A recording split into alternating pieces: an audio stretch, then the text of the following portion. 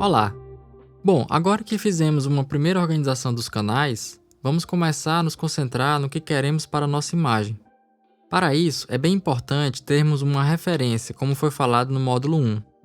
Imagino que você já tenha escolhido a sua e agora é hora de inseri-la aqui.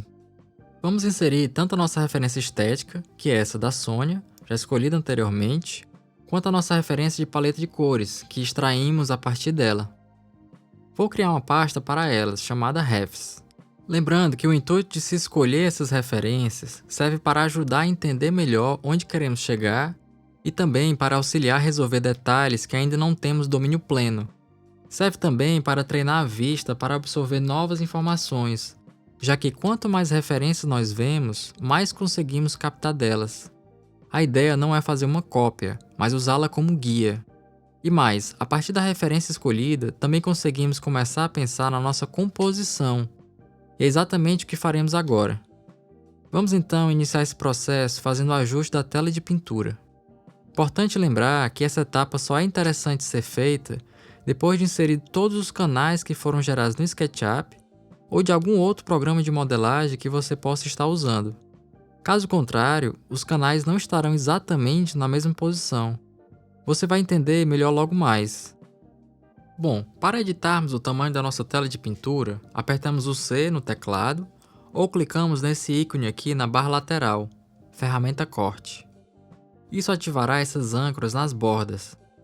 Para vermos as regras de composição disponíveis, damos um clique na imagem e vai aparecer esse grid, que é a regra dos textos. Nesse momento serão úteis aquelas informações sobre as regras de composição que falamos no módulo 1. Nesse ícone aqui na barra de ferramentas, podemos escolher outros tipos de regra de composição para auxiliar na escolha da nossa nova tela de pintura. Podemos escolher mais de uma como referência para a nossa imagem. Normalmente eu utilizo a regra dos textos e a espiral dourada. Usando inicialmente a regra dos textos, eu quero deixar essa imagem um pouco mais quadrada. Vou clicar e arrastar aqui a âncora lateral. Se eu segurar o Alt, o corte é realizado de maneira homogênea dos dois lados. Repare que aparece o valor da largura.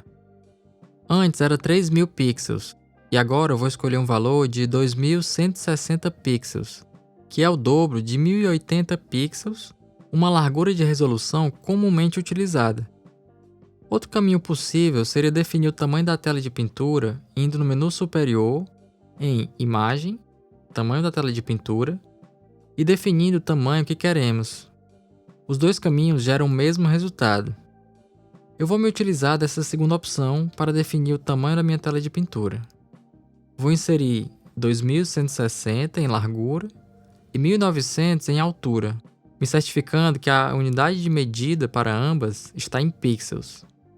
Dou um OK e confirmo estar ciente de que haverá cortes pelo fato da minha nova tela de pintura ser menor do que a anterior. Como estamos trabalhando com objeto inteligente, não teremos problema com isso, caso quisermos voltar ao tamanho da tela anterior. Essa operação de alteração da tela de pintura vai se aplicar para todas as camadas, independentemente de quais estejam ativas ou selecionadas. Isso porque acabamos de definir uma área útil de trabalho, como se fosse o tamanho do nosso papel. Fora disso, não há como trabalharmos na imagem. Essa operação, no entanto, não é definitiva. No meio do processo, podemos sentir a necessidade de alterar isso, dependendo do andamento da imagem, certo?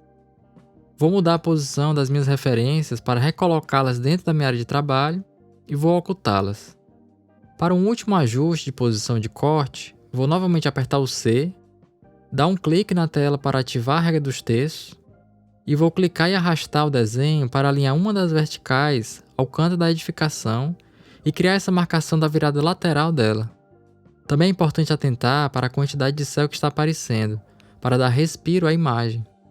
Caso você esteja criando uma outra cena, tente lembrar do que foi dito no módulo 1, na parte de composição. Tente encontrar regiões que fiquem bem dentro dos textos.